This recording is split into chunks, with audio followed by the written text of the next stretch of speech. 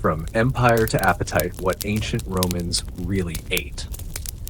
When picturing ancient Rome, we often think of gladiators, emperors, and architectural marvels, but rarely do we consider what Romans actually ate. Beneath the grandeur of the empire was a food culture that ranged from the practical to the downright bizarre. And while emperors may have indulged in lavish feasts, the average Roman lived on humble, often unusual fare. Food in Rome wasn't just about taste, it reflected status, survival, and creativity. The elite dined on delicacies like roasted peacock and jellyfish, while common citizens relied on preserved fish sauce, barley mush, and unconventional meats. Regional influences and limited preservation methods meant that Roman cuisine included a wide array of foods that might shock modern sensibilities. In this article, we take a closer look at the strange and surprising foods that fueled the Roman Empire. Not just what was served in palaces, but what sustained soldiers, workers, and slaves. 12 bizarre foods ancient Romans actually loved. An unfiltered look at what fed the empire. The grandeur of Rome, its temples, aqueducts, conquests, and politics, often overshadows a curious question. What did Romans actually eat? Not just emperors reclining in marble dining halls, but everyday citizens, legionaries, and slaves. Spoiler alert, much of it was weird. 1. Garum, rotten fish sauce. Forget ketchup. The Romans drenched everything in garum, a pungent fermented fish sauce made by packing fish intestines in salt and letting them rot in the sun for weeks. This wasn't a fringe product, it was a booming industry.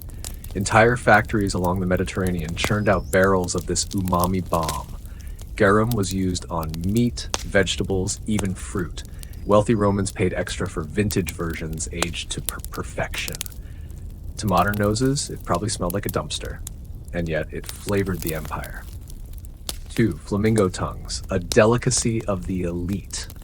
The rich and powerful craved exotic and unnecessary food to show status.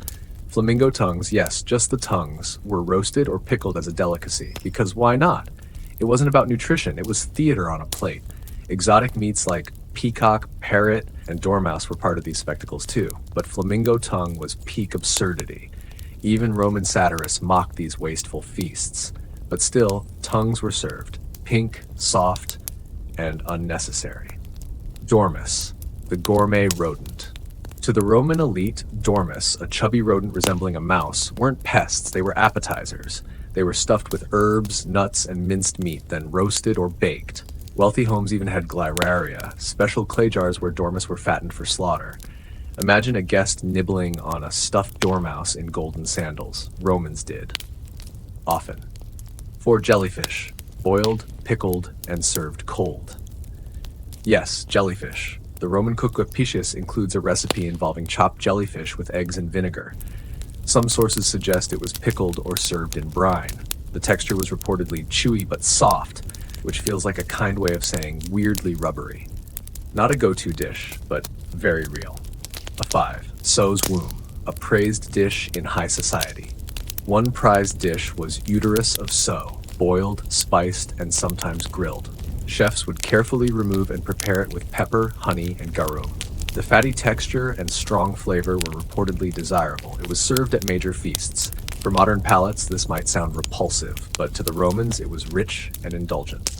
6. Sea urchins, spiky seafood with a surprise. Sea urchins were cracked open raw and eaten with vinegar or garum. Romans believed these spiny sea creatures had aphrodisiac qualities. They didn't have the fancy tools we use today.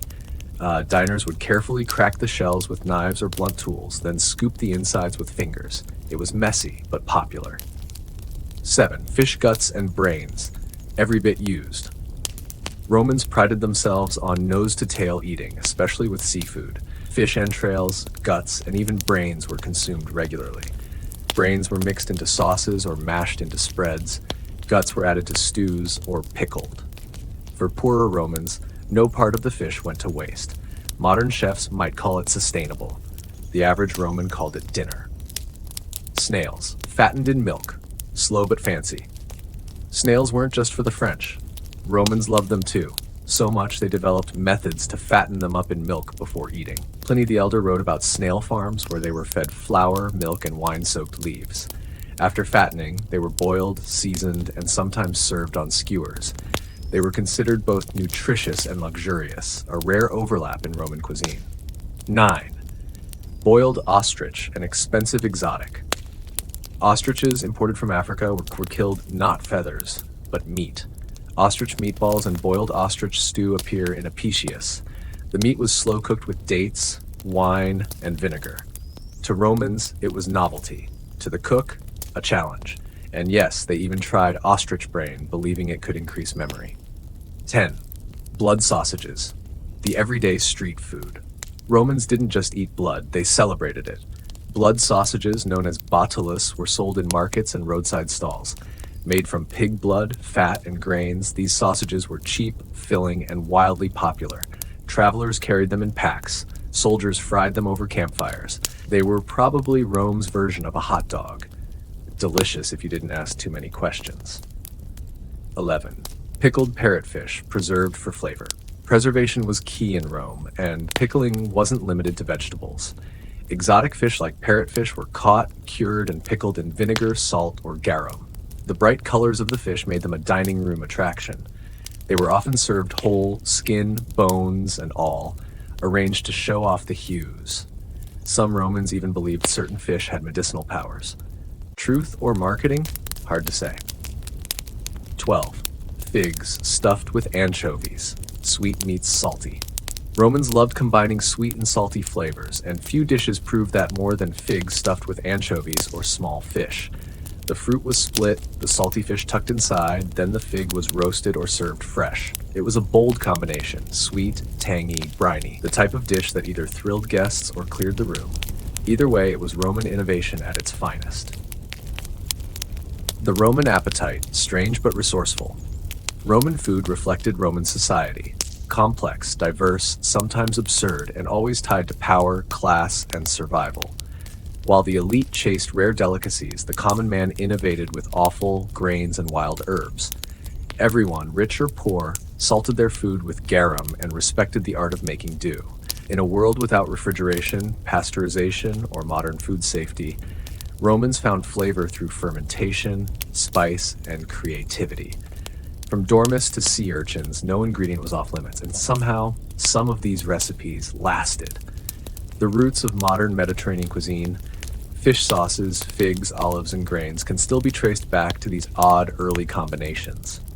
So the next time your meal feels weird, just remember, the Romans likely ate something even weirder and called it delicious.